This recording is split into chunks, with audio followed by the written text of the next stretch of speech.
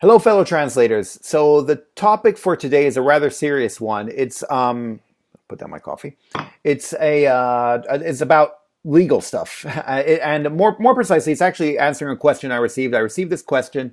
Let's see, by Nahim Hamdard. I'm sure I'm pronouncing it incorrectly. I'm sorry, but who asked, "Can translators be sued, and do they need professional liability insurance?"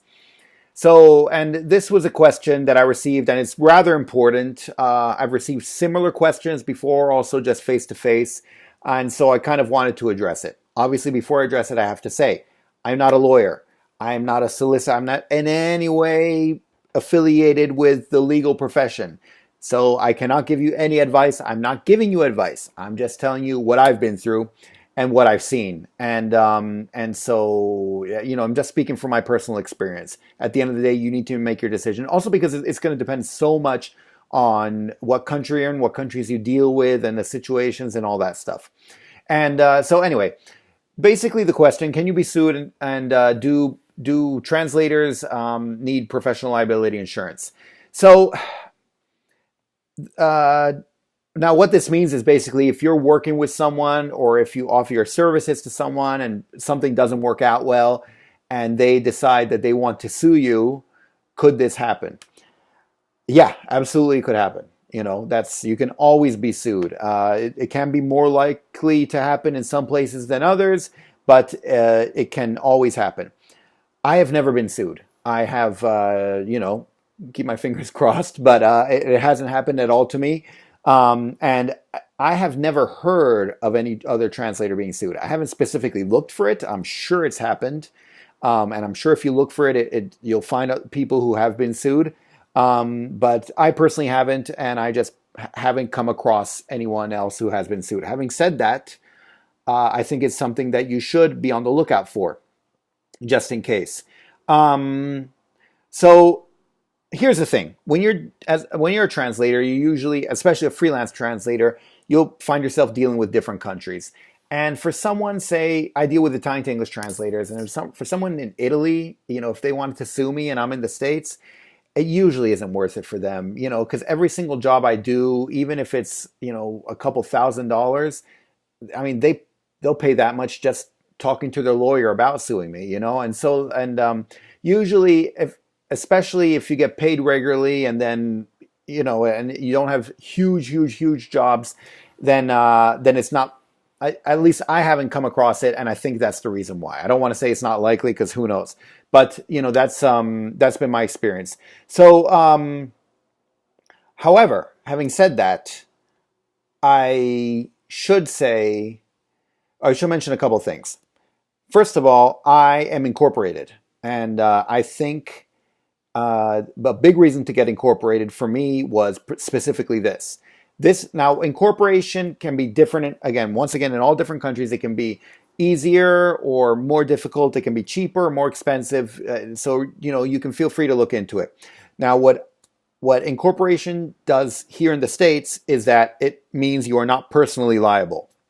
Even if someone sues me, you know, for a job I've done, since I do it under my business name, they can't sue me, like for my possessions. You know, they can sue the business itself, and kind of go through that. But you know, the business itself, first of all, it doesn't have much money.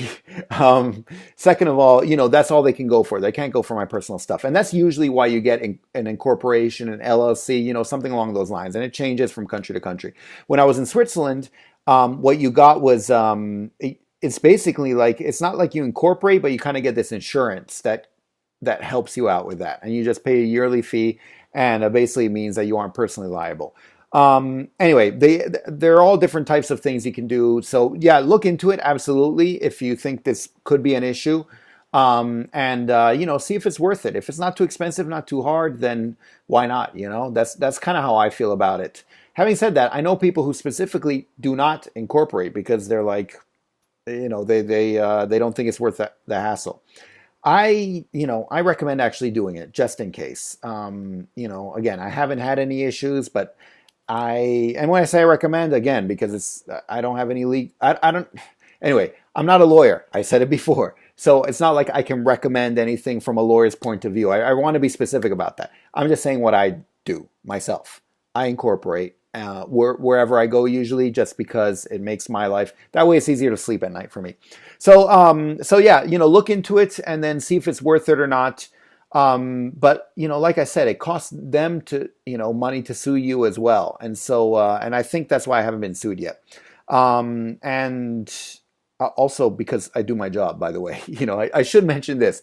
I do my job. I don't give them any reason to sue me. I do my job and I do it as well as I can. I justify everything, and so that definitely helps a lot. Do your job, do it well. Unfortunately, you're still going to get weirdo, crazy people who, want to shift the blame and might want to do something like that. You never know. But no, and I just wanted to mention that, something to keep in the back of your mind. And if you're wondering if you should incorporate or not, then, maybe this could change your mind. And so I kind of just wanted to mention it. By the way, something I have come across is the other way around.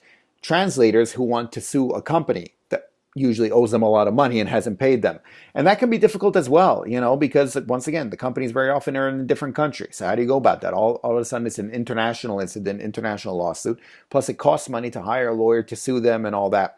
So, in fact, I think my very first video that I made on YouTube, I mentioned that it'll be interesting to be able to get a collective of translators together so that we can use all our resources together to sue whenever is needed, a specific person that doesn't pay.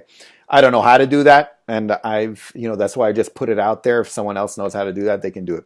But anyway, yeah, so I just wanted to mention that, once again, from my experience of how to go about it, I haven't had it happen to me, but I can be sometimes kind of paranoid about that stuff. So I have incorporated wherever I go, and that just makes me feel safer. If you haven't incorporated and you haven't had issues, good. If you were curious about incorporation and looking into it, then absolutely look into it. See what steps you have to follow and how much it costs to do it in your country, and see if it and then it's a judgment call and you can judge for yourself. But yeah, hopefully you can find this useful. And what I think you should do is kind of use this video as a way to look into it more, and so you can make your own decision. Another thing, by the way, is, so if you, first of all, look into it, do your own research online. If you know any lawyers or already have lawyers on payroll, or you have to meet with lawyers or even accountants, stuff like that regularly, bring it up with them the next time you meet them, and ask them, because they'll probably have a good idea, maybe friends who are lawyers, stuff like that. Another thing that I've found useful is to talk to other entrepreneurs, or small business people or stuff like that. Because then I can get a feel for what they do and what they think is important or not, and that helps me with my decision. So you could look into that as well. Anyway, so yeah, get the information and then see if it's worth it or not for you. I'm